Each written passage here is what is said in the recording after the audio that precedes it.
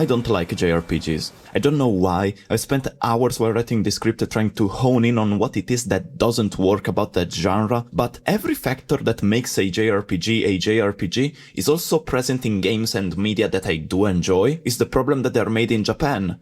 No, cause mamma mia, I sure love blazing these fighters like a solid devil with its rings. Also cause it would be very racist if that was the case. Is it the cringy voice acting?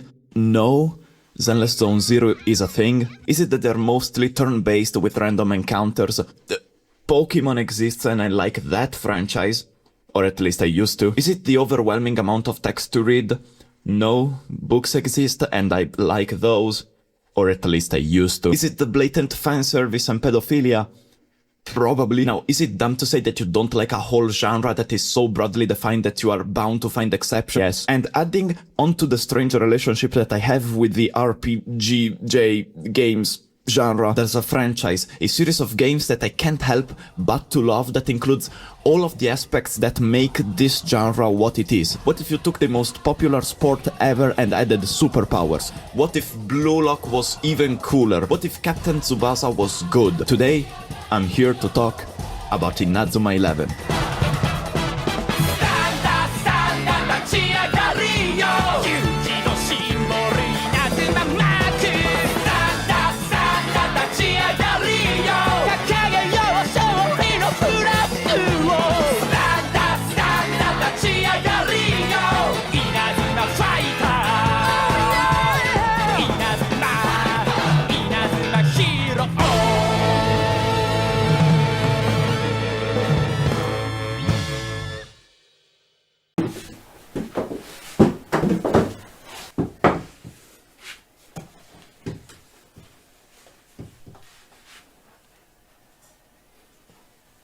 Inazuma 11! Inazuma 11! Inazuma 11! If you shifted the hue by like, I don't know, 20, not even maybe, I look like a big fucking value.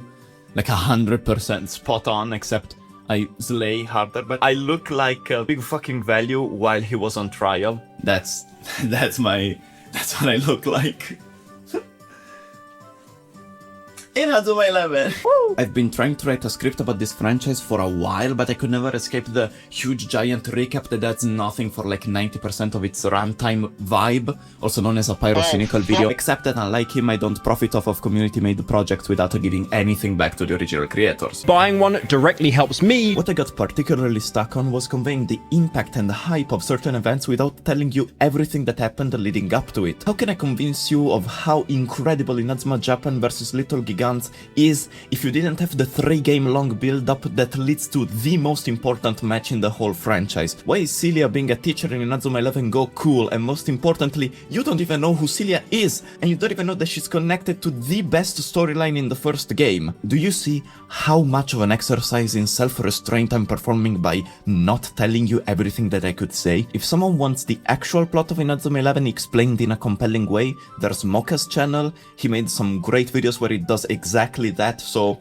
give it a watch after watching this video. Now that we've said that, what I'm going to do is review and talk in a very cool and chill way about each of the 6 or 7 games that have come out up to this point, and hopefully this video comes out before Victory Road's release. So, Inazuma 11 is a series of games developed by Level 5, known for Yokai Watch and mostly Professor Layton, where you build and grow your own team of middle school football players, which you acquire in different ways depending on the title. It's kinda like Pokemon, except that you collect children, which is what most Pokemon fans already do in their free time. But to distinguish it from any other FFA or PUS, both franchise that have changed the names by the time that I finished writing this video, your players can perform special moves known as Hisatsu. Each game follows a team of underdogs who for one reason or another must play football good to be able to keep playing football good, and to do that, they must get gooder at playing football good. Give me orange, give me orange, orange, you give me orange, give me you orange, orange, eat. That concept is executed by making you travel across a decently large-sized map, taking part in street-level matches and real-ass football games, which play the exact same way. The only differences are the number of players in the field and the win conditions. Street level matches, aka random encounters, are short, played in teams of 5 and have easy win conditions to complete in a few seconds, like score a goal, steal the ball from your opponents, or avoid getting your ball stolen, which has happened to me twice and now I dress like this. Now you might ask, Didi, you said you didn't really like random encounters, so why are you not complaining about them now? What gives? And to that, I'd say, good evening to you too, say it back, manners are important. Also, how did you get into my house? And the reason why random encounters are not a problem in Inazuma 11, it's because it's the only good JRPG, so they simply are not. Real-ass football games are, you guessed it, full games with 11 players on the field, and though they don't last 90 real-life minutes, thank fuck, they're still divided by a halftime, which is where you usually make substitutions and use consumables. While traveling around the map, you'll find different stores where you can buy consumables to replenish your stamina and power, which are consumed during street matches, and RFG, equipable items to give your players stat boosts, and Hisatsu they can learn. All of these things can also be found for free in chests hidden around the overworld. That being said, in the first 3 games there is no real reason or incentive to explore at all, which they luckily fixed in the Go trilogy, because sure there are items around, but if you're not a customization addict and are not in the post-game where you have to min-max your team, there is never the need to use consumables, equipables, or give your characters custom Hisatsu. The main story already gives you players that are built to win and that you are forced by the game to use during important RFG. So why wouldn't you just rush from quest marker to quest marker, breezing past everything? On top of this, if you don't run away from every single street match, you are very likely to be overleveled for the whole campaign. And you might say, Didi, good evening. Thank you, I'm glad you're starting to learn how conversations work. You can rush through the main campaign in almost every game, but you'll surely miss all of the side quests. Side quests? Side quests? There are no side quests in Inazuma 11! Inazuma 11! The only good JRPG! In the second game they added the routes, which are a series of friendly RFG that can drop collectibles, which is at the very least side content of some kind. Let me remind you, items are completely useless until you've reached the post-game, but they won't add anything that could even be considered a side quest until the 4th game. How do you play these matches though? How does the play part of gameplay actually function? You draw with your stylus where you want the characters to go. You tap to pass, and when you cross an opponent you can choose what to do between 3 options. The one on the right has a higher success rate but is less likely to keep the ball, which might roll away in a random direction. Left is instead more prone to fail, but you hold the ball. You can also click on the lightning to access your Hisatsu, which consume power or whatever, and are almost guaranteed to succeed in the interaction unless the enemy is either way over leveled compared to you, or they choose to perform a Hisatsu of their own, in which case the outcome is up to raw power, cost, and stats. During these moments where the game is frozen, you can draw out what your players are gonna do in advance, and once you reach the goal, you tap on it to shoot. You also get boosts from winning encounters or passing the ball. Each player is assigned an element. There are 4 elements: wind, fire, forest, and mountain, and each one has an advantage over another. Hisatsu are also marked with their own elements. For example, Ernest over here is a fire type, and 2 of his moves match that typing and will consequently receive a small power boost, but once he reaches level 30, he unlocks a wind type move and later a forest type move, both of which won't be as effective as his first moves since they don't match his typing. All clear? Cool. Also, how do you get players? In the first and second games you acquire players by filling out a form with parameters you want and then getting a list of players with those characteristics. The higher your team level is, the better are the players you can find. All of these were the basics of how each game works. Now here's a quick rundown of the game's plot. Mark Evans is the grandson of the legendary David Evans, who was the keeper for Japan's national team and the coach of the Inazuma 11. David passed away when the brakes for the international team's bus failed and the players all got turned into canned tuna. The only thing left for his grandson is his super skills notebook, where he wrote all of the secrets to winning a game. Most of which are Hisatsu, because of course they are, the most iconic of which being the God Hand, which is like a hand, but way bigger. 10 out of 10. Incredible. He joins his school's football club, the Raymond Junior High, and very quickly finds out it's mostly comprised of silly guys, losers, and Todd. I fucking hate Todd. And none of them seem to care about the club and only use it as a free time to slack off. kinda like the occult club from Mob Psycho 100, not to be confused with the occult club from Inazuma 11, cause those guys fuck heavy. We meet the team's managers, Sylvia and Celia, and Nelly Raymond, daughter of Soichiro Raymond, heiress of the Raymond Junior High. She hates the football club because it's a disgrace to the school she'll one day own. Also, when I was 8, I had a huge crush on Nelly. That is extremely important but completely irrelevant. Nelly warns them that she has put the whole school against them because she considers them a disgrace, and that's the in-canon reason why there are random encounters. Nelly, I love you, but I hate you. Nathan, a kid from the track and field club, decides to help Mark out. We temporarily also recruit his boyfriend, but sadly he likes running too much and he doesn't stick around. Nobody holds their homies like this. Later, cool guy Axel Blaze joins the team. He had sworn to never play football again because his sister got caught in a car accident while on her way to one of his games, and is now in the hospital forever. But after seeing the Royal Academy, which is another team led by Jude Sharp, absolutely bodying our players, he decides to help them out. His Isatsu Fire Tornado shows up in Yokai Watch, and I have no clue why. It's a complete non sequitur. Kinda like this section! They sign up for the Football Frontier tournament. We find a new coach for the team, Seymour Hillman, who was the Inazuma 11's goalkeeper, and Nelly joins as the third co-manager. Two childhood friends of Sylvia transfer from the USA, Eric and Bobby, and are now part of the Raymond team. During the last round of qualifiers, a rematch against the Royal Academy, we find out that Celia and Jude were foster siblings, and Jude is forced by his coach, Ray Dark, to win the Football Frontier if he wants to see his sister again. We see another of the most iconic moves in the game, the shooting technique Emperor Penguin number 2. Why specify number 2? You'll see.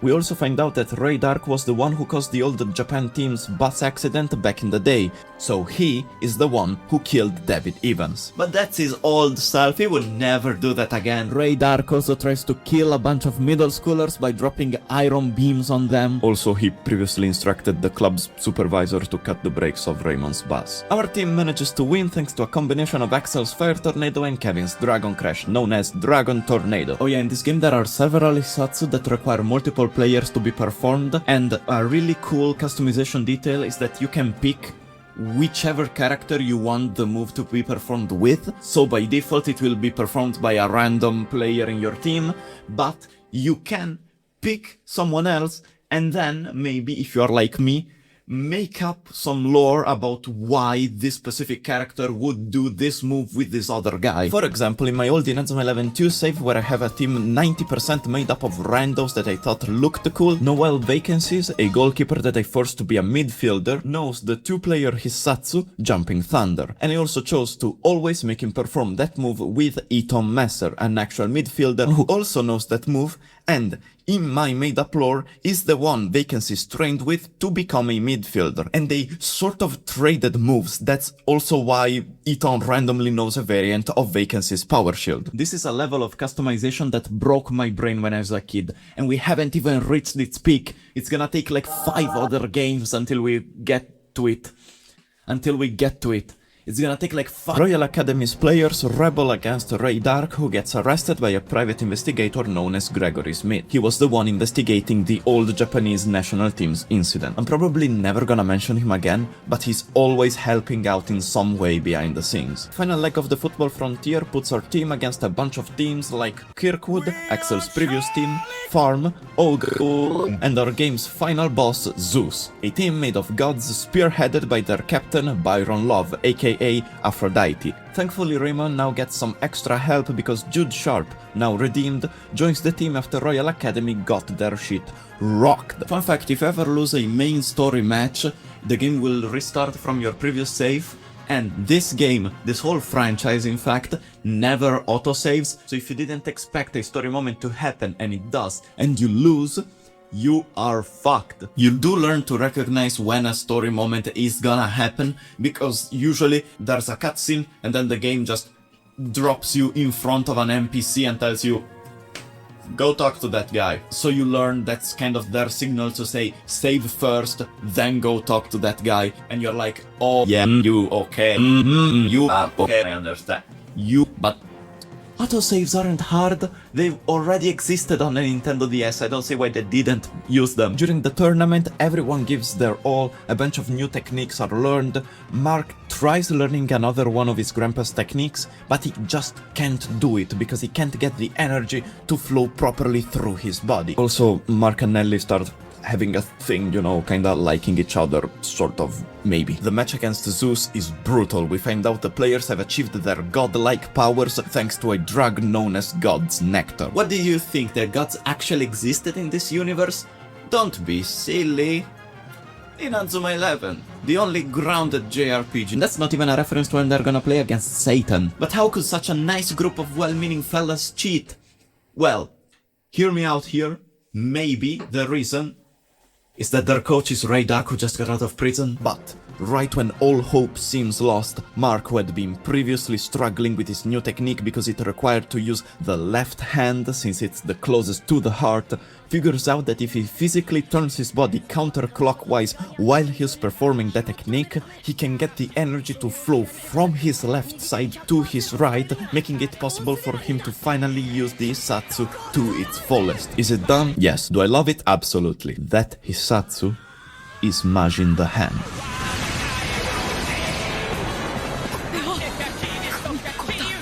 魔人だとこれが俺の魔人ザハンドだ。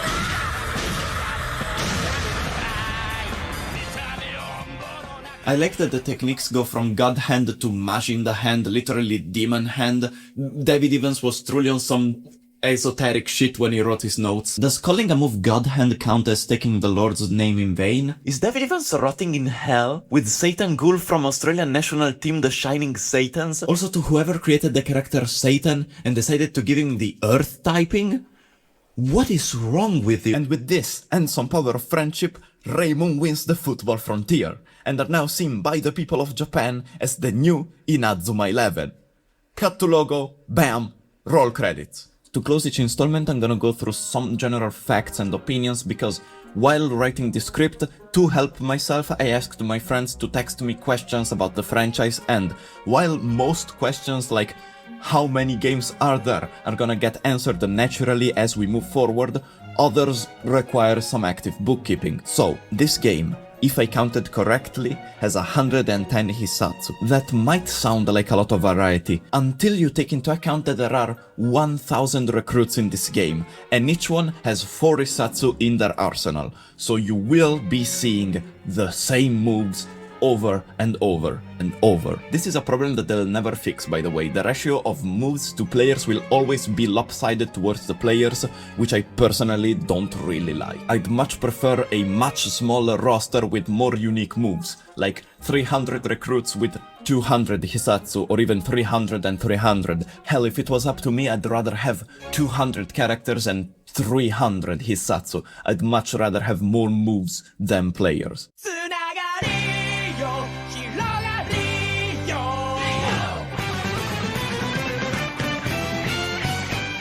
Inazuma 11 2 was meant to be the first Inazuma 11 game to follow the Pokemon model, where there are 2 alternative versions of each title. In this game, Inazuma 11 2 Blizzard and Firestorm, but for reasons we'll get to, only the former got released. The mechanics remain pretty much the same, with the only additions being 2 features that I personally love. Some defensive Hisatsu can now be used to block or weaken the enemy's shooting techniques, and Hisatsu can now level up if you use them often enough, making them more powerful. There are 2 types of evolutions, Kai Shinka and G Shinka.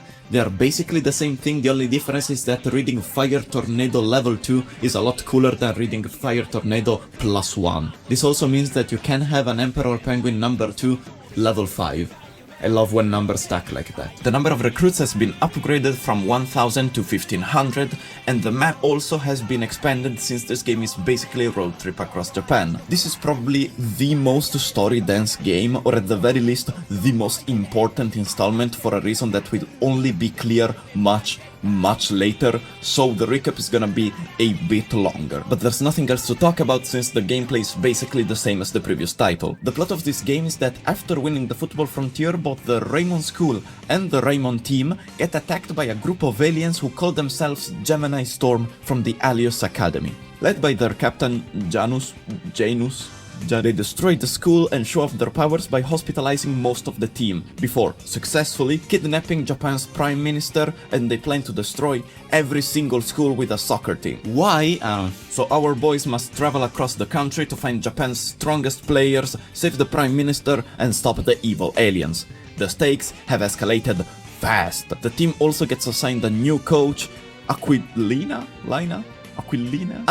Schiller, replacing Seymour Hillman, and she's a lot stricter and mean. The first to join is Victoria Torre Vanguard, who has one of my favorite defensive Issatsu in the whole franchise, and is the daughter of the kidnapped Prime Minister. There's a rematch with Gemini, but Axel is distracted because some agents from Alius threatened his sister, which makes him play terribly, and that performance makes Schiller kick him out from the team. This I would consider a formative experience for anyone who played the game or most likely watched the anime, because what do you mean Axel is gonna leave the team? He can't leave the team. He's been there since day one, but not day one, technically like day 2, 3 maybe, but you can't just do that. That's the traumatic experience. For those not in the know, including me until right now editing this video, during the gap between the first and the second game, the voice actor for Axel, Nojima Hirofumi, tragically passed away in a house fire, which is fitting considering the character, but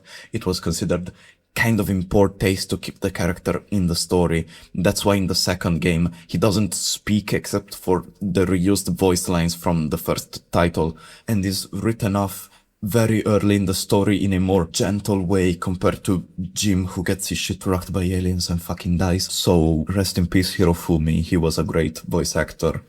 The juxtaposition between this note and the next section is gonna sound a bit disrespectful, so I apologize in advance. But who cares about Axel Blaze? He can die for all I care, because the next character that is gonna be introduced is Sean Frost, also known as the guy on the cover of the game, and he's both a striker and a defender because he has PTSD from his brother's death, so he acquires his personality, because that's part of split personality disorder. I doubt it, but maybe, I don't know. And so like when he's playing defense, it's himself. When it's his brother, then it's striker, attack, words. Also, this is where I'm supposed to talk about the Kara change mechanic, but it only applies to 3 characters and never shows up in any other game in the franchise, so no. Gemini Storm shows up again, and this time, thanks to our new striker, gets defeated. Game's over. Roll the credits.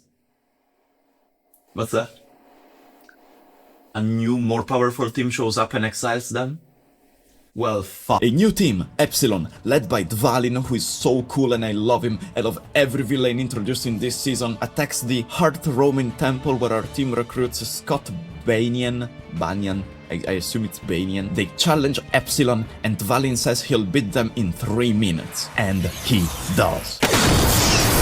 While kinda bummed out by how hard they got their ass whooped, Schiller gets an email from Hillman telling her that Ray Dark escaped from prison. Yeah, sure, that will cheer everyone up.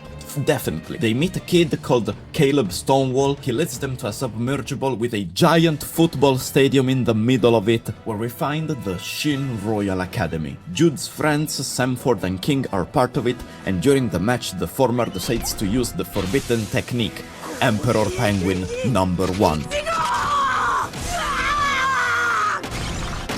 Which they had previously swore to never use again due to the toll it takes on the user's body. See, that's why the number is important. There are different iterations of the same move in the series, it's awesome. But Samford uses the technique too many times and collapses, so Schiller calls a rescue squad to save him. Ray Dark tells Jude that he was his best creation before making the stadium self-destruct. After this unfortunate encounter, the next to join the team is Suzette, captain of the Osaka Gals, who instantly falls in love with Eric. They get the news that a second David Evans notebook has hit the towers, and it is found in Fukuoka, where they meet Darren LaChance, a junior who has a huge crush. Really admires Mark so much that he learned to use the God Hand just from analyzing a recording of it. In the notes they discover 2 other techniques, Fist of Justice for Mark and Mugen the Hand for Darren, a move that has as its only instructions Shuta Tatatan to Papa Papa Bank. What? So now with a second goalkeeper on the team and a bunch of new techniques to learn, things are finally starting to go their way. Xavier, a friend Mark made along the way, is revealed to be part of a team even stronger than Epsilon, known as the Genesis, and they beat their ass. They lose so hard that the next day Nathan tells Mark, dude, I can't do this, I'm 13, I can't handle it, I'm leaving. And so he's no longer part of the team. Todd also leaves, but while Nathan had valid reasons, Todd is a bitch and we hate him. I hate Todd, all my homies hate Todd, I hate Todd so much, I'm gonna show him what a real TOD can do, bitch.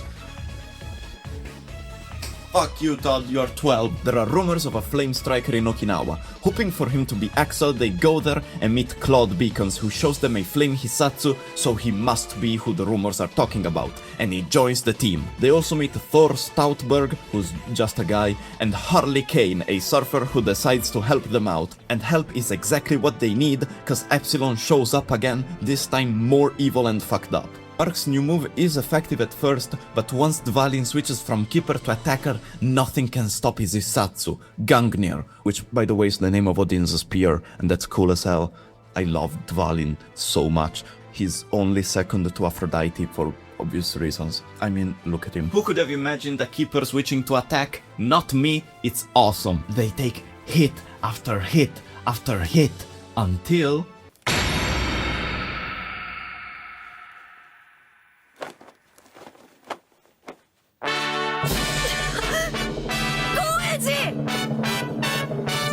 Axel shows up again. What, did you think he was gone forever? No, I lied. The actor is fine. I'm a liar. Don't trust me ever. This is a character in Demon Hunters or something. I don't know. Anything made by Ufotable is unwatchable. Guys, he has a new move. The Firestorm.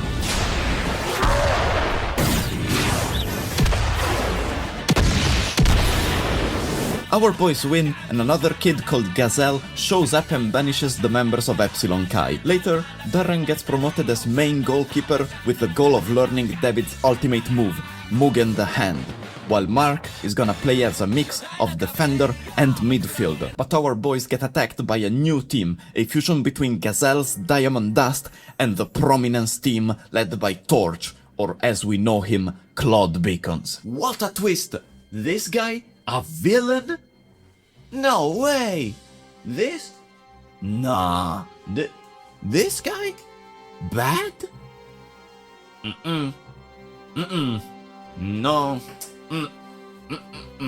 They have a combined move and I love it, it's awesome, but the match is interrupted by Xavier, who calls Aquilina Schiller sister. The team questions their coach, who tells them she'll explain everything once they reach Mount Fuji, which is where Alius's headquarters are hidden. And it is there that we are revealed that all the members of the Alius teams are actually humans and not aliens. What did you think, that actual aliens existed in this universe? Don't be silly, that would never happen. Inazuma 11. Swear dude, it's so grounded, trust me. But how could such a nice group of well-meaning fellas cheat? Well, a meteor crashed on Mount Fuji and in it resided a stone capable of enhancing the physical abilities of whoever came in contact with it. So, Aquilina Schiller's dad, can't remember his name, Schiller, owner of the Sun Garden Orphanage, thinks, like everyone else in this situation, what if I conduct experiments on my children to make them superhumans and take over the world? So he did. And that stone, the Alius stone, is the same stone Ray Dark used on the members of Shin Royal Academy. That's why they were so much stronger than before. Also, Xavier's real name is Hunter Foster.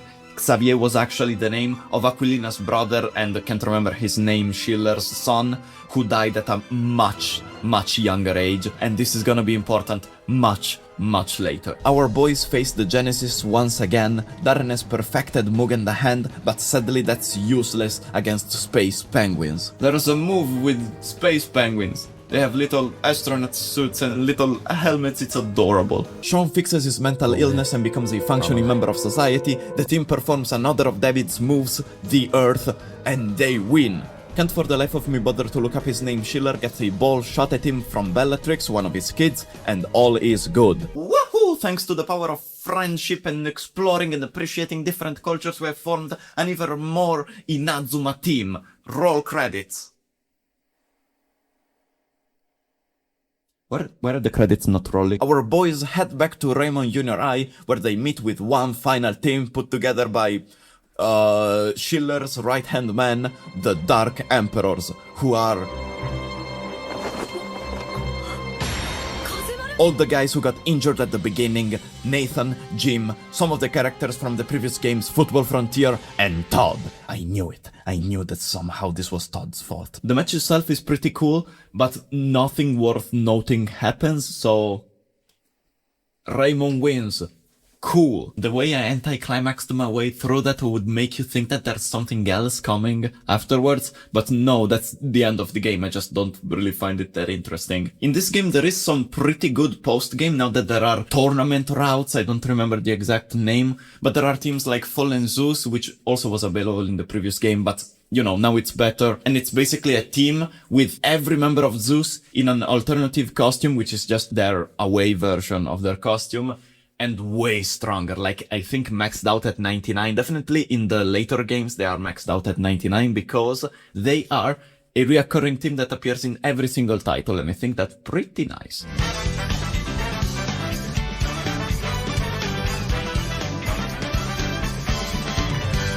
Inazuma 11 3 is an interesting case because I think the plot is absolutely incredible, but it suffers from being the third game in a franchise that has yet to receive any kind of major gameplay changes. Do you want more of the same? You'll get more of the same. The only new mechanics this time around are Chain Issatsu and Issatsu Tactics. As the name suggests, certain shooting Issatsu can be performed after another to increase their shooting power, functioning as the other side of the coin to the blocking moves introduced in the previous game. Issatsu Tactics are techniques both offensive and defensive that use a separate team power meter, which increases with your team's level, and they mostly function as a way to reset the field to a preset formation. Having an extra reason to take into account your player's positioning feels so natural that I'm surprised it took them 3 games to implement it. And Issatsu Tactics are neat. Like blocking Issatsu from the second title, these mechanics are so good and so fundamental to every future installment's gameplay that I initially misremembered them as existing since the first game. Another small addition to this game is that on top of Kai Shinka and Ji Shinka, there's now also V Shinka. Again, there's barely any difference between these. But don't worry, there are also some new recruitment mechanics. Some players will now voluntarily come up to you after a street match and ask you to join your team, which is a fun and nice extra way to get new players. They also decided to fuck everything up. You can no longer scout for players by putting their info and, you know, looking for them, and are instead now forced to use a gacha system. I hate this with a passion. Thank God they fixed it in Go with the friend card system that we'll get to, because this sucks. There are also roughly 350 Issatsu, which is a pretty big jump from the approximately 240 of the previous game. I had to count them manually, so take these numbers with a grain of salt. This would be an impressive number, but let me remind you, this game has 2200 playable characters, so it runs into the same problem as the previous titles, that being the lack of variety in movesets. Because sure, there are 2.5 times 10 to the power of 12 possible combinations, so there's definitely a lot of potential for customization, but to your eyes and your brain it will feel like you're constantly going against the same 3 techniques over and over again. Though there are a lot of cool moments in the story, it can mostly be skipped due to it just being another tournament arc, so this summary will be a lot shorter than the previous. Football Frontier International, aka the World Cup, is coming, and Hillman is tasked with choosing the players that are gonna get the honor to have a chance at being picked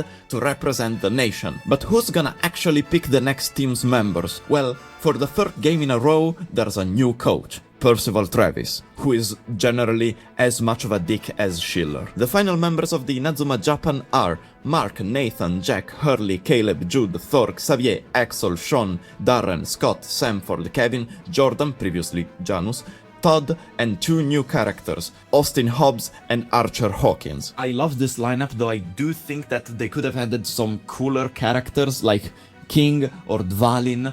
Aphrodite, if you don't count the 2nd season where he shows up for a brief moment for no reason. We still haven't seen him, and you can't tell me that he would have been a worse addition to the roster than Todd. When things got difficult, what did Todd do? He quit. When things got difficult, what did Aphrodite do?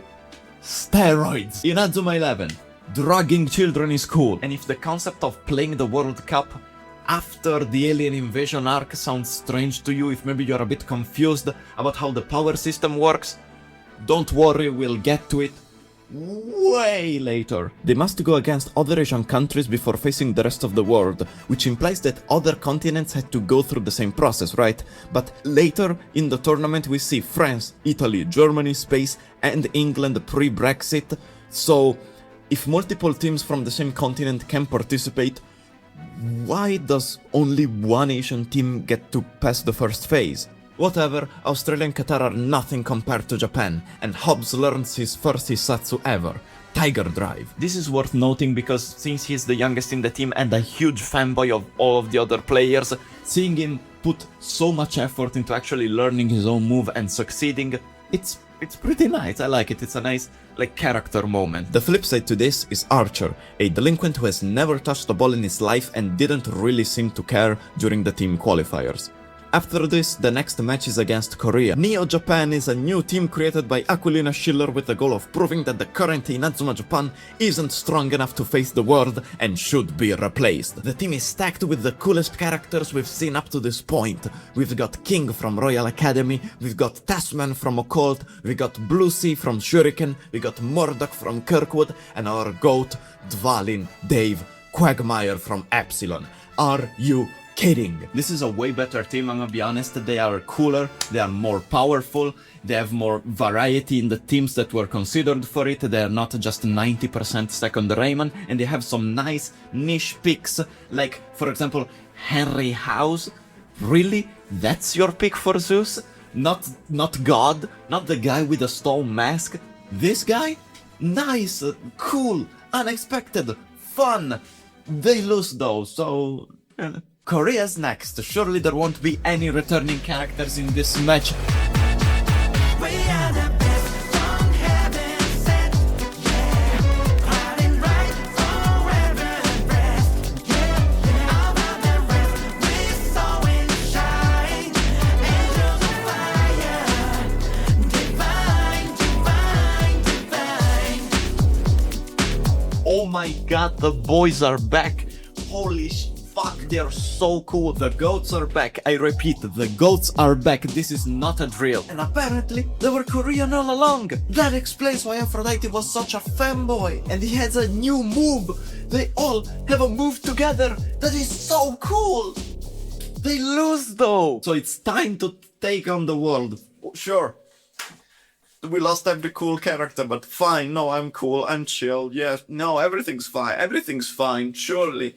I'm okay. But first, Mark receives a call by Nelly, who is not here by the way. There's a new manager, she's completely irrelevant. And she tells him that because of her discoveries while investigating abroad, she suspects that David Evans might still be alive. Traveling to the island where the World Cup is gonna take place, we meet the players and teams Japan's going to face. Italy with his captain Paolo Bianchi, the UK's Edgar Partinus, Argentina with Thiago Torres, and the US with Mark Kruger, Dylan Keith, and Bobby and Eric, who, if you remembered, were from the US. That's awesome. We also briefly see the captain of Little Gigantes, a small team from the fictional country of Kotor, Hector Elio, and his coach. Little Gigantes has gained notoriety for winning every single match without using Isatsu of any kind. And something that I really like is that they're all nice. They have fun interactions, they play together, sparring matches. The only people who are kinda not that nice are the UK, but who cares, fuck them. They did make the Italian passively racist, but Mark doesn't notice, so it doesn't matter, never happened, trust me. We play games, we have fun, we learn moves thanks to the advice of that random guy, until Jude starts getting accused of crimes he didn't do. That's strange. Anyways, he starts seeing Ray Dark around, but I bet he's just imagining it. No, the fuck he is not. In fact, Ray Dark has gone Super Saiyan and is now the coach of the Italian team who were the friendliest to Mark, and now he wants to basically Neo-Japan them out to get some new players in, including probably the coolest guy ever, Giulio Acuto. Remember when in the second game he told Jude that he was his best creation? He captured the lightning in a bottle twice. A friend of mine, when I read this part to him, said, "Hey, bottom. And that's important for you to know. Don't worry though, even though Emperor Penguin X is an extremely cool move, Ray Dark doesn't stand a chance against Jude, Mark, Caleb and Samford. Too bad this game is taking place at the exact same time as Inazuma Japan's match against Argentina, so they lose. Also Todd gets injured and has to leave the team. Womp womp. The next match is against the US's Unicorn. Eric has a deadly disease but decides to play the game anyways instead of getting treatment. Too bad, loser, you lost. The match against Italy's Orpheus is a tie. The 3 ex-members of Royal Academy learn a new move, Emperor Penguin number 3, which is a fusion of Royal Academy's 2 most iconic moves, Death Zone and Emperor Penguin, and Ray Dark gets a redemption arc. He's the son of Tom Dark, a great talent that quit playing after not being chosen for the national team, and due to his bad vibes proceeded to also ruin the sport for his son. Ray Dark used to play for David Evans's Raymond, but left because his sole focus was winning instead of believing the power of friendship or something. He took over Royal Academy, started his rigging schemes, and got Percival Travis kicked from his previous team, all thanks to the help of Zulan Rice, who is Brazil's new coach. But he abandons his evil ways once he sees Paolo Bianchi perform one of his father's old moves, one from when both him and his dad still loved Saka. Also, he has a niece and he really cares for her, so everything's forgiven. And I hear your critiques. It's unrealistic for a man to be redeemed in a single flashback. And that's true, you are right. Inazuma 11 is an extremely realistic and grounded show. I promise nothing crazy will happen ever again. 2 opposing 1000-year-old teams known as Apostles from the Sky and Demon Army Z kidnapped Suzette and Celia to be given respectively as wife to Appease and a sacrifice to awaken a demon king that was sealed away several millennia prior. Inazuma 11. God exists in Inazuma 11, the only grounded JRPG. Call this game Hayazaki the way it just jumped the shark. Which of these teams you get to fight depends on which version of the game you bought. Either way, they merge into a single more powerful team with god-awful uniforms. Jesus Christ, they look like ass. But thankfully they get defeated by all the different countries working together. Speaking of different countries, the semi-final against Brazil results in Inazuma Japan winning, Zulan and Rice getting arrested, and their previous coach returning. After Zulan's arrest, Nelly reveals 2 things to Mark, that she's now the manager of Little Gigants and that the random old man is in fact David Evans, who was hiding due to being the only witness of Zulan and Ray Dark's crimes. But there's no time to cheer because Little Gigants' dorm gets attacked by a team of ex-Zulan employees. Of course, the issue is settled with a game of football, during which David Evans shouts at Mark, Gashangwan. Gashangwan. Gashangwan. Remember how David comes up and then conveys his most important techniques? A move that has its only instructions, shoot-a-ta-ta-tan to papa-papa-bank.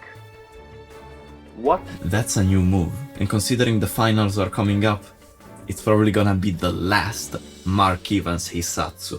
The match against Zulan's goons is no problem, and we finally reach the World Cup finals. The following is the anime's rendition of this match, which is obviously more compelling than summing it up with I played good and won. Inazuma Japan trained with Orfeo, Paulo's team, trying to master Mark's new techniques. All the previous Raymond members show up to cheer them on, and in the roll call, Travis calls Todd and Jordan, because even if they got injured, by the way, Jordan got injured, they are still with them in their heart. The match is about to start when the members of Little Gigants do the most anime thing ever and drop their weights. They have reached the finals of the World Cup without using any Hisatsu and with 20 kilos extra in their body, on their body. Not in, they didn't eat it. Are you dumb? And the game starts. Orpheus' training shows its results, but to Axel's new fireball screw they respond with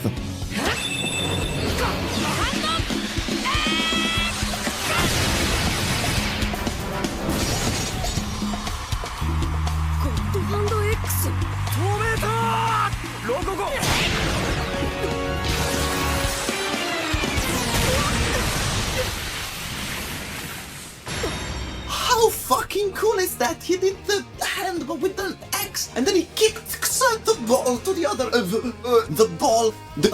hand, the next side of the field, but with an, and then he kicked it with an X to the, and then he's so cool. cool! Mark tries performing his new move against their double jaw, but fails. Every Inazuma shot is stopped by Hector's God Hand X, which I personally would have just called X-Hand since the X is commonly used as an abbreviation for Christ, Son of God, so he would have kept the divinity connection. And think of what do I know? After receiving a series of consecutive attacks, Hobbs replaces Kevin on the field and tells the team that the coach wants all 11 of them to play defense until Mark has mastered his new move. This gives Mark a clear message. He's the captain. Every single one of his friends is counting on him. And when faced with yet another double jaw, Inazuma! Japan!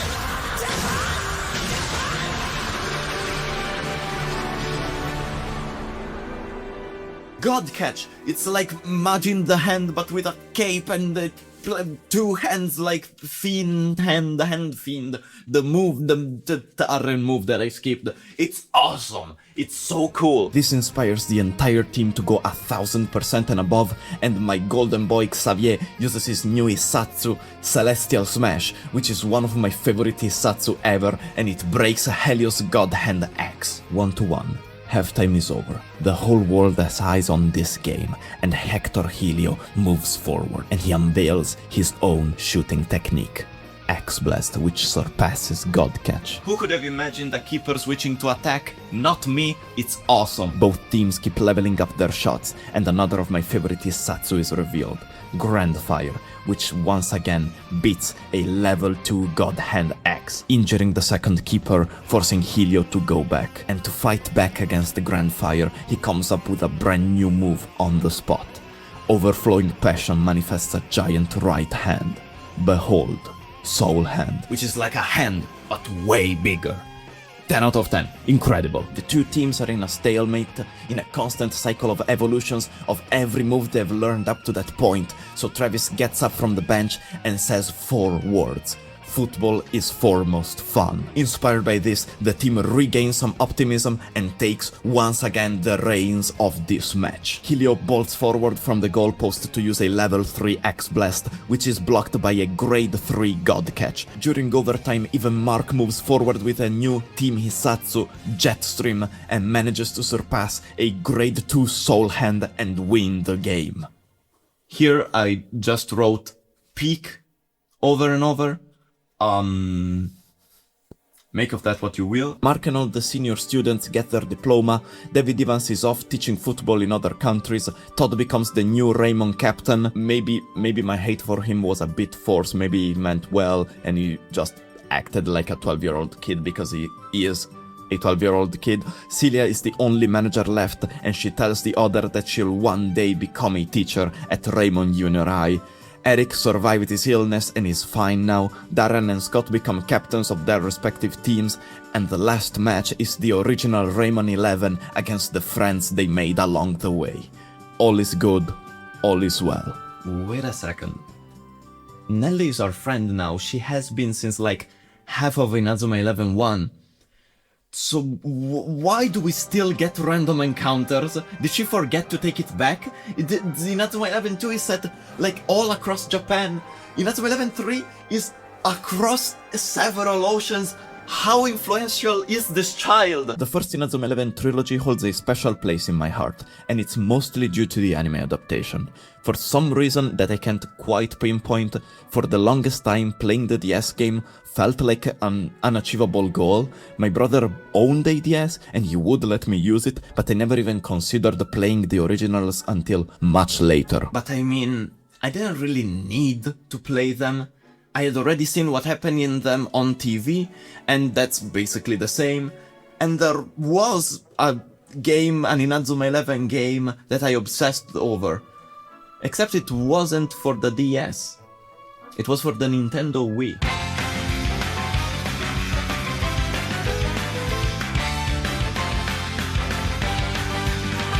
Inazuma 11 Strikers was my first Inazuma 11 game. I have a ton of fond memories of me having a ton of fun playing it, and it is definitely the worst Inazuma 11 game. Inazuma 11 Strikers is not good. It takes away every single RPG mechanic, it has too many menus, it takes away basically all customization, and the gameplay is just worse. No more story mode, no more custom movesets or custom stats unless you've completed the game, which is dumb. There's only 13 teams to play against and to recruit from, and though I have complained about the previous titles having too many characters compared to the number of Isatsu available, and this game does technically fix that ratio, having the entirety of the Football Frontier International reduced to a single team is frankly insulting to that arc. The game also skips over the entirety of the first Football Frontier except for Zeus and Royal Academy. The other teams don't even get the International All-Stars treatment of being mushed together. Obviously you don't draw with your stylus, you use nunchucks, you no longer have several options to choose from in every encounter, and instead have only 3 shooting, 1 offensive, 1 defensive and 3 shoot-stopping Isatsu, which are now divided in levels instead of meter cost. There is also never a reason not to use your strongest move at every possible occasion, since the entire power meter mechanic got reworked to be completely negligible. Except for goalkeepers, characters can only perform Isatsu when their Inazuma gauge is full, making offensive Isatsu completely useless, since once you've used one to surpass the enemy, you've now wasted your gauge and can't perform a shooting technique. Before you say it, no, you cannot just shoot a normal shot without using a special move, because the keeper automatically blocks all of those, except when their AI glitches out, which is obviously not intentional and should not be considered a mechanic when judging this game, which I already know some of you will. Fuck you. And if that doesn't sound bad enough, since you can now only control one character at a time instead of drawing out multiple players' pets,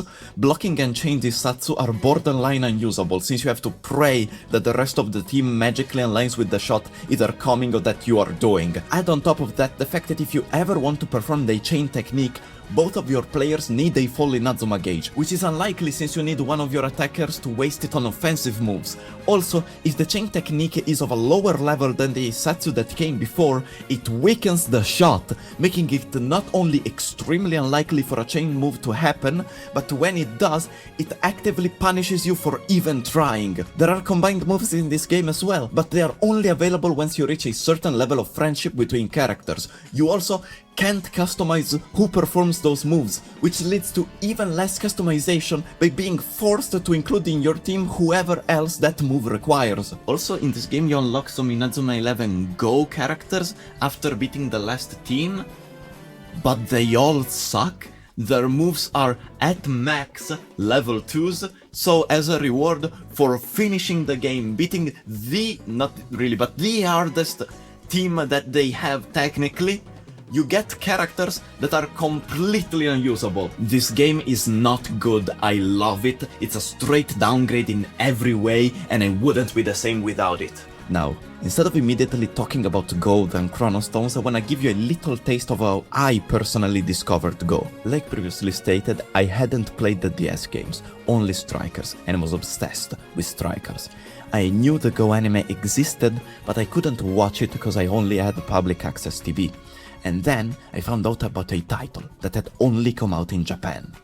Inazuma 11 GO Strikers. So, completely blind, I downloaded the ISO for the game, put it in the Wii emulator already present in my family computer, and this is what I experienced.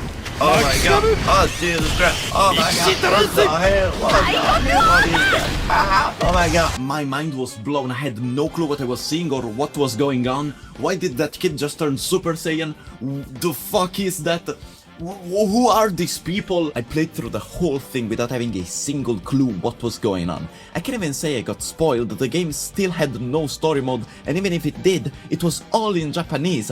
Thankfully, I had played the other games so much that I could browse the menus without understanding shit, and it was the most insane experience ever. Imagine playing the living hell out of Tenkaichi 3 and then immediately being thrown into Sparking Zero. Imagine playing through Fire Red and then Mega Evolutions and Z moves show up at the same time. But don't worry, the game is still bad. Every flaw from the previous title, still here, baby.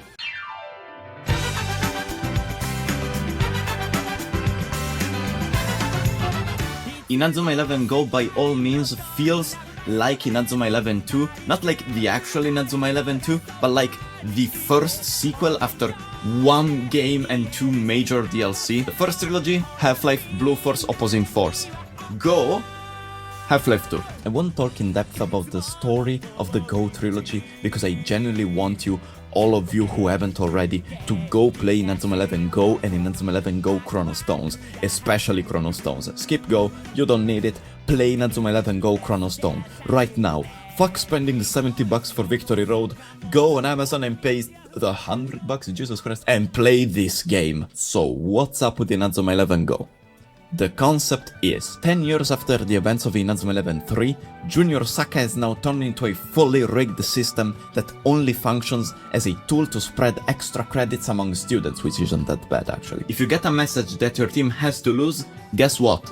You lose. This system is ruled by the Emperor, Alex Zabel, and there's a small resistance led by Hillman, Percival Travis, and Willie that plans on taking over and make Saka great fun once more. And how do you take over? Well, isn't it obvious? By making a brand new Raymond win the football frontier, which is now known as the Holy Road, and inspiring the spectators and their opponents to fight the system. Obviously. And who in the whole wide world could possibly train a team like this? You guessed it, Mark Evans. I think having the protagonist join an already established team compliant with the system in place is a really good idea that does create some interesting dynamics between him and the rest of the team. It was also a good idea to have him not be the captain, so that way you're able to explore the pressures of having to lead a team from the point of view of a character who isn't the junior with a starry-eyed perception of the world around him, and instead someone who did have to spend at least a year, if not more, in that same system. Game being set 10 years later also gives the opportunity to see what the old characters did after high school, and it's really fun slowly seeing the characters meet other teams coached by the previous game's main cast. In Inazuma 11 2, one of the selling points of the two versions was that, depending on which one you bought, Mark would have the kind of a romantic subplot with either Sylvia or Nelly, and now in Inazuma 11 GO, he's married to Nelly, so fuck you if you bought Inazuma 11 Blizzard, shut up. Also, now that she's over 18, she's bad as hell, she's so fine, dude, she's so fine. Why did they put her in a maid costume when she was 18? Couldn't they wait like 10 years? By the way, Mark and Nelly are married with a home and a stable income at 25. How's your life going? We also see that she's still a terrible cook like in the original trilogy. She didn't get completely Akira Toriyama. But Mark eats her food anyways because he loves her and it makes her happy, and that is so cute, and I can't lie, I love this shit. Sylvia is also in a relationship with Eric. Poor Suzette, she doesn't even show up in this game. And Celia is a teacher, so that's nice. Also, there are stands in this game. Kenshin, aka Fighting Spirits, are the main new mechanic in this game, and they're awesome. When they're summoned, they replace your stamina meter with their own cool guy meter, and they let you breeze past every non-Kenshin wielding enemy. Until post-game. Once the Kenshin meter is empty, they disappear, and I know what you're thinking, and yes, Mash in the hand is now a Kenshin exclusive move. And I think that's some really fun, maybe not even intentional world building that after the Football Frontier International, everyone saw what Mark was doing and thought, wait, we can summon JoJo stands from ugliest anime in the world, JoJo's Bizarre Adventures, and it's legal? Why aren't we all doing this? There are also other mechanics and fixes that make it a much better experience compared to the previous games, but most praises for this game's gameplay I'm keeping for when it's time to talk about Chrono Stones, so it looks even better than the others. And speaking of Chrono, I think it's time. Inazuma 11 Chrono Stones, the only perfect JRPG. I want to go into details because I want you to play this game, but remember how I said that Inazuma 11 GO felt like an Inazuma 11 2? This is Inazuma 11 4. You know how the previous game's concept was, what if it was JoJo? Well, what if it was Saint Seiya? And Dragon Ball fusions? And also, the game was about traveling through time to fight futuristic overlords. I'm not kidding. Remember Kenshin? What if players could become one with their Kenshin and they turn into armored Kenshin?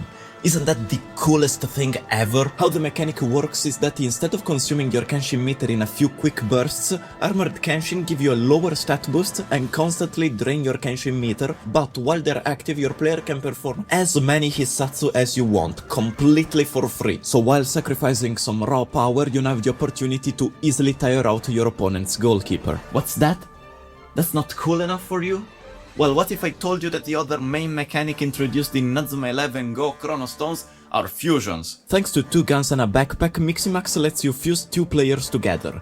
any two players together. And this game has 1500 characters, by the way. That ratio, still fucked. Fusing two characters together gives you a 75% boost in the second player's favored stats and 50% in the others while constantly consuming your stamina. It also gives you 2 extra moves from your second player's moveset, access to their Kenshin, and its armor, which, let me remind you, have a meter that freezes and replaces your stamina bar until fully depleted. Do you see how these systems work with each other? And if you make a perfect fusion, which is a fusion with a unique player model, the stat boosts become 175% and you gain access to unique moves or passive stat boosts. If you don't get why this is awesome, we'll put the pieces together later, don't worry. Now that you know about Miximax, before I start talking about the rest of the mechanics, I must talk a little bit about my favorite character in the whole game, that being Xanark. I must mention 2 events about him that happen in the story because I promised to a friend that I would explain to him who Xanark is, and this is the best place to do that. Even if I won't talk about the game's story, I must mention these 2 things. Xanark is a convict from the future sent to stop our main team, but while trying to do so, number 1, he fuses with his entire team, but not by absorbing their energy. He gives his own energy to everyone else without using the 2 guns, without using any equipment, just aura. He just does it. And second thing that he does, he, to get stronger, travels to space and time directly, on top of his motorcycle, directly into a red hurricane and fuses with it too. He fused with a meteorological event. How? That's insane. He's the coolest motherfucker in history and I'm so hyped for him coming back in Victory Road. Now that we've closed that small parenthesis, if you remember correctly, one of the biggest problems I had with the original trilogy was the lack of incentives to explore, and another was the awful way you unlock players in Inazuma 11-3. Well, Go fixes both. How? With friend cards. You find NPCs known as community masters around the map that sell you cards with a series of items that you must own to unlock a specific character, with little hints on where to find them. It's basically a quest. You wanna recruit Johnny Football? Real character, I swear. Then you must already have Jimmy Fastball in your team, then travel to the Inazuma Tower, talk to this NPC who gives you a specific topic type item, fly to Okinawa, take a picture of the beach which gives you a specific photo item, then go to this NPC in the Imperial Stadium who makes you play through the whole competition route, which is like 7 matches, but don't worry, you don't have to beat all of those, that'd be crazy. You need to beat the 4th team over and over again, because the drop rate for the final item is extremely low, and every game lasts 20 minutes, minimum. It once took me 15 games to get a drop that I needed. That's 5 hours to get the final item in a questline for 1 character. You need a bare minimum of 11, I remind you. And it's honestly really fun. It's frustrating for sure, grindy as hell, but it's really nice finally getting the cool character that you needed after hours of grinding. And you know, it's a good occasion to level up the rest of your team and new characters that you got, that you all get at level 1 out of 99. Also, sometimes the items needed in a quest are just actual in-game achievements, like play 200 games, for example. That's a real requirement to unlock Adult Axel Blaze. That's 66 hours, by the way. Inazuma 11. It sure wastes your time like a JRPG. And sometimes you don't need to find items that mimic quests, and the game just gives you actual quests. So they could have done that from the start and just chose not to. Huh? By the way, the Go trilogy got rid of random encounters. You now have these stationary teams that you can challenge in street matches to gain XP, items, and players that are required to complete other friend cards. That's an incredible improvement over the previous titles. See how this system functions as a great incentive to explore. If you want to build a unique team, which is what everyone wants to do, you gotta go and find items, and there's so much junk to find. But it also makes for a great moment where you start gathering stuff while looking for that one item that you need to recruit a character, and afterwards you go to another community master and you've already picked up most of the stuff that you needed for their quests by complete accident. It is an incredibly satisfying payoff for the initial grind of having to find items. While exploring, you can also find new coaches for your team who give you both buffs and maluses and influence your team's power meter. The one needed for Hisatsu tactics, remember those? I don't. But strangely enough, you can't customize managers, which for a franchise that draws so much attention to them, it's a pretty weird choice. In every game, we are shown that every team has a coach and a manager, coach and a manager, coach and a manager, and yet we are never able to pick them ourselves. Except for one game. You know which games lets you pick a manager? It's Strikers. Only one manager though, and only one of the main three. But imagine if that concept was expanded. Every main team has had a maximum of 3 managers, so why not give the player the option to mix and match different managers with different passives together to make the optimal support for your players? Once I started thinking about it, it was baffling that I hadn't already done it. A fun fact that I didn't know until researching this video is that if in Strikers you have all 3 managers as players in your team, you get another girl, Aurelia Dingle, as your team manager. Aurelia Dingle is a classmate of Sylvia and Mark, described as being so nice and kind that she has her own fan club that can only be recruited in some Inazuma games and only has passive skills instead of Isatsu, which is hilarious because contrary to every other recruitable managers, she's not built to play football at all, so she has 0 moves. That's so funny. But you know what? I like that she's here, I wish we saw more of her. Another great improvement to customization Inazuma 11 GO does is changing how the game handles combined moves. Because now not only you can pick whoever you want to perform the moves with you, like in the OG trilogy, but who you choose to help momentarily influences your technique stat, which is a stat that determines any Hisatsu's power by adding their own. We can now put the pieces together to make you understand the masterfully crafted grind that presents itself once you know all of this info. Kenshin have stronger moves than armored Kenshin in theory. In practice, what you do is choose a character, give them a combined move that requires 3 players, grind the player until he reaches level 99, and grind the move until it reaches either Z, GX, or +2 Y. Give the character a Kenshin which can also level up to level Omega, aka level 0, aka technically level 6 if we count the base as level 1. Now take another character, train them to become level 99 again, while possibly boosting their technique and give them technique plus, or triple plus. These are stat boosts which count as Isatsu, which means they can be transferred using Miximax. Make sure it's a perfect mix to get the highest stat boost possible and give them both the strongest equipables you have. Now take 2 other pairs of characters and do the same thing again. By the end of this process you will have 6 level 99 characters with the highest technique stat possible, of which only 3 will actually play while the other 3 function as Miximax batteries to boost your stats. And the 3 that are on the field can perform a level GX move together. Its power is also influenced by their stats, all of this while all 3 were maxed out to armored Kenshin. Sadly the game has a limit of 3 mix maxes and 3 Kenshin active simultaneously per team, but even without using more of those, you can settle and still give the rest of your level 99 team maxed out combined chained Hisatsu to add even more power to your shot. At least that's what a dumbass would say if you couldn't choose your mixed armored characters as helpers for those as well, since the game has no limits on how many moves can share the same 2 players. I am going mad. This whole thing is also a great way to circumvent the seesaw-style training mechanics present in these games, where the more you train a specific stat, the more another is proportionally going to weaken. So you can avoid lowering your main striker's base shooting power, which would happen if you made them train their technique since it's on the other side of the scale, and instead boost it back up with their Miximax and the other players they perform the moves with. Do you understand why I love this system? It's nuts. It takes forever to set up, but once you do, it's so rewarding. Once the pieces click together, I felt like God. This game has reached customization Valhalla. I am so hyped about this, I wrote this part of the script while shaking. I'm not joking. And I hear your thoughts, I have superpowers. Didi, you said that Inazuma 11 GO was a trilogy. What do you think of the last game before Victory Road?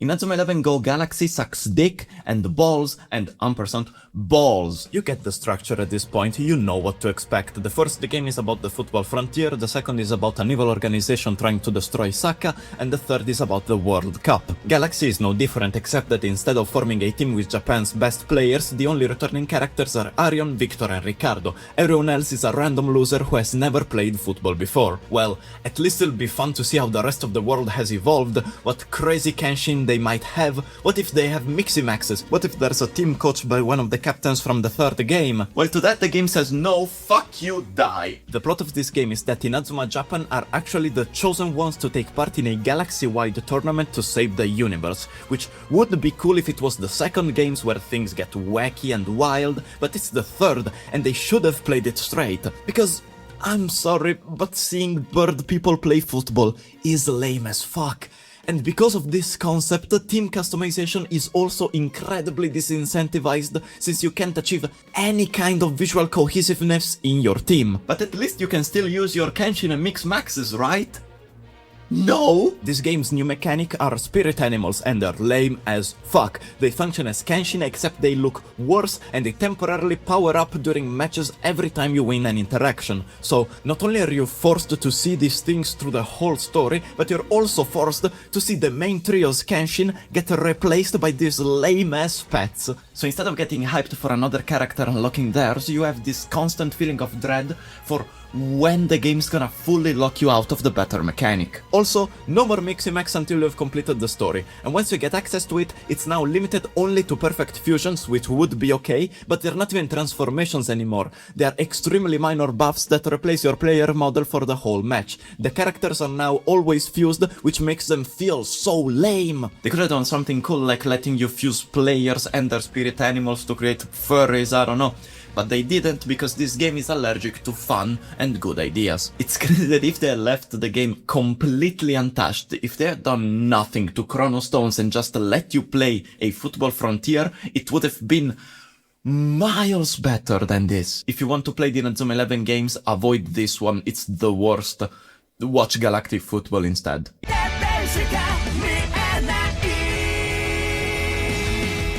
It is now time to talk about Inazuma 11 Ares and Orion. These are series that were meant to have a game accompanying them, but it got cancelled in late 2018, it got delayed several times, and then slowly fizzled out and transformed into Inazuma 11 Victory Road. And thank God they cancelled the old game, because, to quote my 15-year-old self, it looks like shit. It plays like shit, and it moves like shit. I'm going to check. So while I won't be able to talk about any gameplay mechanics, I'm still gonna talk about the plot. Ares and Orion are set in an alternate timeline where Inazuma 11 2 never happened, and we see the OG team come back from the football frontier. This time the school is not destroyed, and after celebrating their victory, they play a friendly match against Barcelona's strongest team, and they get destroyed. Which answers the question I set up half an hour ago. What's the power scaling like? How come they fight aliens in one season, and in the next they're back to just competing against regular human people? The answer is, the aliens just sucked. If Alius Academy had decided to attack any other country first, they would have got their ass beat like frame one. It's not even funny, like canonically that's what happened. So the power scaling is Japan, Alius Academy, anyone else. And Ares and Orion explore just that. If Schiller Sr. never pushed the second Raymond to improve, what would have happened? And we see, in the Ares pilot, the members of Raymond get sent each in a different school to make the general skill level of Japanese players rise, with the goal of making them able to compete on a global scale. So who do we follow? None of them. We instead follow a team that, for the first time in franchise history, has already been formed, they want to play the game, and they get along. Crazy. But their football club is about to be shut down since they never played a game against another team, and, most importantly, don't have a sponsor, which is now a prerequisite for any team that wants to stay active. But they get a chance to play in the football frontier by moving to mainland Japan and participate in the tournament as the new Raymond, since all the previous players have gone to different schools. But all the previous staff is gone too, so who's gonna take on those roles? As their coach, we have Mr. Chinese stereotype, a man that canonically got sent to prison due to a virus he got on his phone while looking for porn, which he asked a child to send him. And also he has a super hot girlfriend called Natasha. We love Natasha. And the two managers are: one, the leader of the student council that initially hates our main characters since they are ruining the previous team's reputation, but slowly learns to love them. Sounds familiar. And the second is, unironically, the most clever pick they could have ever made.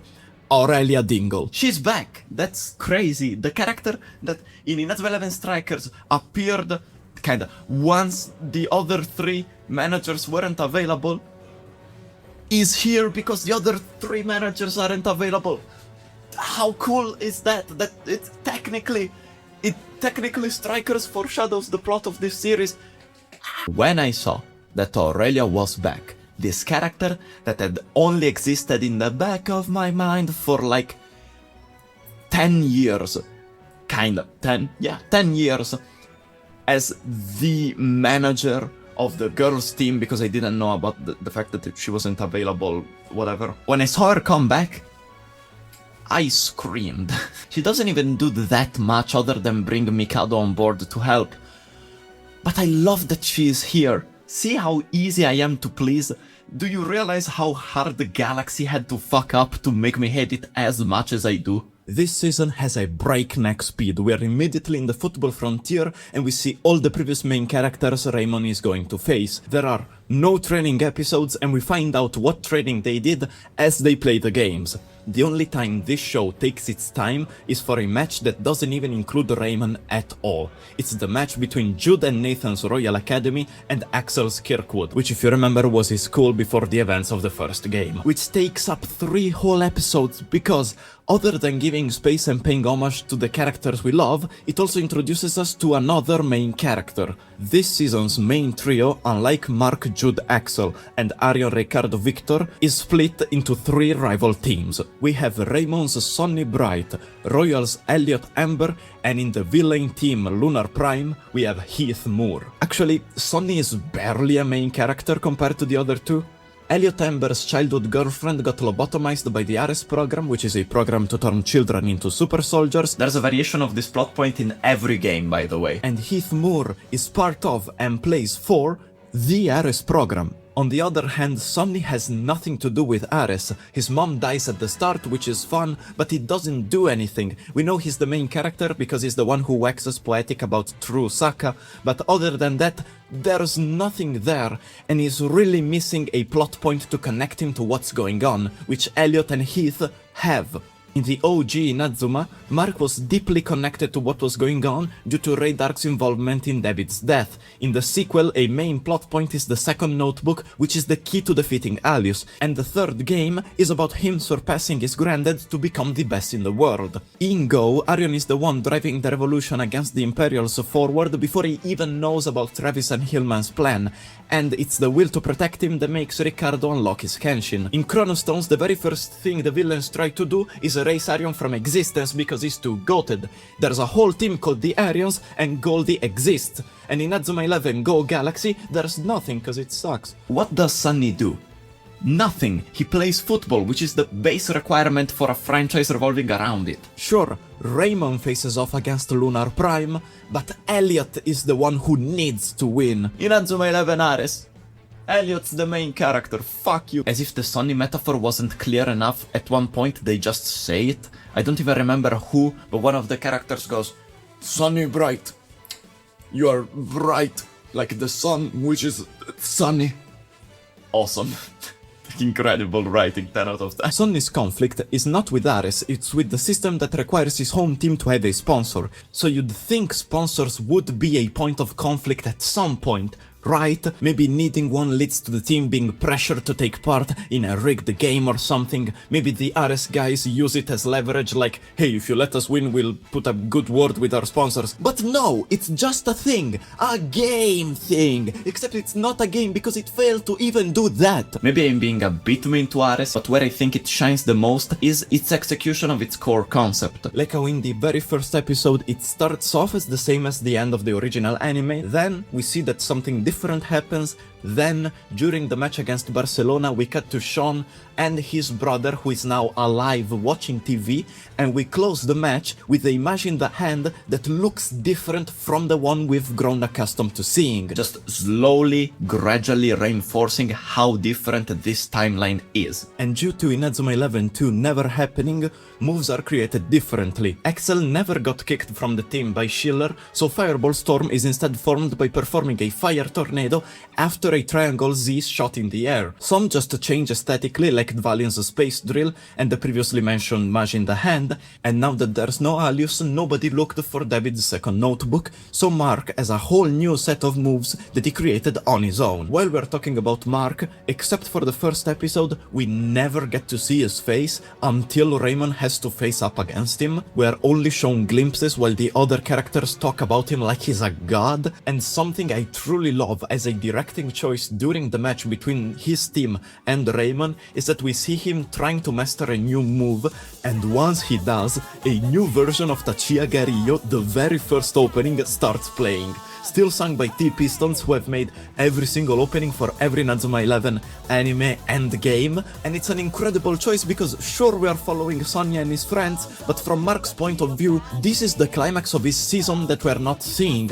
So like every anime, when the main character awakens his true potential and proves that it's not over yet, the opening starts playing. And even if it's just nostalgia, it makes sense that Tachia Garillo specifically is the one we hear in this moment, because we're in a timeline where the other seasons and consequently the other theme songs didn't happen, and it's a cover because we're in a different universe where we've already seen that established things look and clearly sound differently. I am not kidding when I say that this choice makes this one of my favorite moments in the whole franchise. You know what I really like is that while David Evans tried to have some kind of variety with his moves, Mark is just like, hey, the shot is just splitting in two. How are you gonna block it? And his answer was, with two hands. And then the next problem was, the shot split into three parts. What's he gonna do? And the culmination of Mark's Isatsu in this timeline is, guys, what if the long arm, you know, the long arm that I stole from Nishikage? What if it was short though? Okay? What if I blocked the strongest moves to have ever existed in this timeline with my hand? What if I just used my hand? I know, crazy, right? Look at me in the eyes, Mark. Look me in the eyes with a straight face. Tell me that your hand, just your hand with tinfoil around it, is stronger than a satellite from outer space throwing a laser. Sure, whatever, of course. And then the final evolution of his moves is just God hand again, but powered by the power of friendship. I'm not kidding. It's such an underwhelming de-escalation of his moves, especially because before the silly crystal hand, he had probably the coolest move ever. And here I'm gonna have to apologize a bit to my English-speaking friends. I know some of you exist. That's not true, but maybe some of you exist, because I need to talk to one specific friend of mine. I apologize in advance. So, Francesco, io ti conosco. Ho giocato la tua campagna, ho visto la tua reazione alla ultimate degli Hokage in Naruto Ultimate Ninja Storm Connections.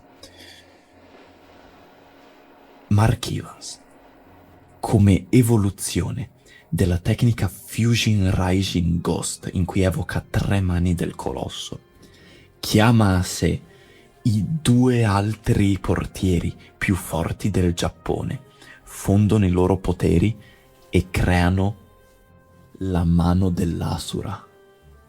Quanto cazzo è figo! Quanto è incredibile! È una roba...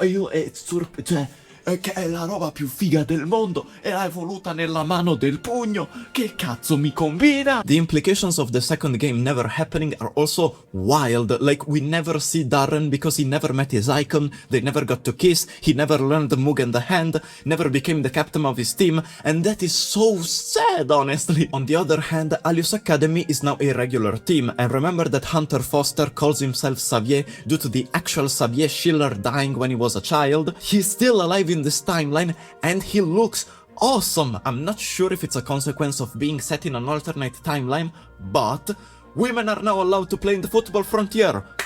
Woohoo! Welcome Norika, Raymond's goalkeeper. Should be my favorite new character if they hadn't ruined her in Onion. So this title of favorite characters goes to Adriano Donati because he looks cool and he's a nice guy, and it takes him 25 episodes to learn his Isatsu. He starts trying to perform Fire Lemonade in episode 2 and only manages to do it in the very last match by scoring the very last point. And I think that's nice. Inazuma 11 doesn't usually have that kind of patience, especially not Ares or Orion. Speaking of which, Orion. Since Ares is technically an alternate timeline season 2, Orion is season 3. Which means the World Cup, baby. We love to see it. It does suck though, but at least it's not Galaxy, so that's okay. A new national team is formed both with new and old characters, and they must beat the Orion program to become world champions. And the Orion program is a special secret program to create super soldiers. Again, seriously. Inazuma 11. There's a quest line about this in Phantom Liberty. Before I start complaining about this season, let me first say what I enjoyed. There are some interesting dynamics. For example, Elliot and Xavier constantly try harding to one-up each other due to them being their respective teams' self-centered edgelords is a ton of fun, and it culminates in a new move that looks really cool. Same thing with Heath Moore and Jude Sharp. Having two strategists with different approaches in the same team does create some nice moments. Having multiple characters that fill the same archetype does create problems though. So let's complain. What's wrong with Orion? Ignoring the animation that has a lot of problems, I personally feel like it lacks focus. They included in the main team too many characters that are important to fans, which results in none of them getting the time they deserve, and no plotline feeling well developed. Too many characters fill the same archetypes, which in some cases is fun, like the previously mentioned Elliot and Xavier, but in other cases fails. Having Mark and Sonny on the team, both filling the bright-eyed friendship-focused kid who loves Saka role, makes Sonny feel kinda useless. Also, he's clearly outshined by the franchise's main character. And some characters don't just feel but are outright useless, like Caleb or Billy. I was really hyped to see Dvalin, and he is barely there. He's treated more as a joke. Recycling for the 5th time the hospitalized loved one trope and the split personality arc for Ichihoshi felt lazy, though I did enjoy the twist that the brother was dead all along. The plot isn't very interesting. The most interesting part was the lead up to the Japan vs China game, since it's the conclusion of the unknown kid mystery, and even that reveal felt kinda rushed. You might have seen in some clips a masked kid that has been present ever since Ares, and finding out that he was the captain of the Chinese team, also trained by the same coach, was a nice moment, especially because we have a whole episode dedicated to the kid's relationship with Stereotype Man and his teammates. But that's the only interesting arc in the whole season. Having every single team cheat was very repetitive, especially since most of them use the exact same cheating methods. Sonny's plotline of wanting to find his father led to nothing. He didn't learn anything, he didn't change as a person. Like previously stated, OG Season 3 did a similar plotline way better and had a much more compelling conclusion. Also, having two twist villains was very silly. For those not in the know, we are introduced to the big boss leader of Orion. Then we are introduced to another big boss who was actually the leader of Orion, but he was on vacation. And then we are introduced to his mom, who is actually the secret leader of Orion all along. And sure, it was fun to find out that Natasha was actually a secret agent that helps the main characters during the final confrontation, and the new Isatsu do look cool, but even then, there are 90% shooting techniques or shoot-stopping techniques. I can't even think of any main characters that get new defensive Isatsu. It's that bad. And the most egregious scene of all, they fucked up Norika's hair, and I cannot forgive them for that. I had conflicting feelings on Inazuma 11, because it is inherently silly. It is a franchise about sci-fi and magic and gods, all revolving around football somehow. And while writing the script, I often doubted myself and thought, is there actually something, or am I just looking at everything through rose-tinted nostalgia glasses? But I don't think I am. It was hard to pinpoint what made especially the original trilogy of games and seasons so special. But I knew there was something, because I didn't feel it in the latter half. Inazuma 11 is about love, and it's about uniting under an earnest passion to do what you love, because that's the only thing that matters. I get that it may sound corny and it may sound dumb, but we live in an era that has evolved to coat everything in mean-spirited safety because showing true enjoyment exposes the self. Enthusiasm is seen as cringe, you like things ironically and they are not that deep. But trust me, under constant systems put in place to limit your ability to strive towards a goal, it is there that true passion shines the brightest. That's why Donati's last goal felt so special. That's why there's weight behind all of Mark's new moves. That's why a crazy RPG about junior football somehow manages to work. Because passion, effort, and the heartfelt fervor to do what you love trumps all.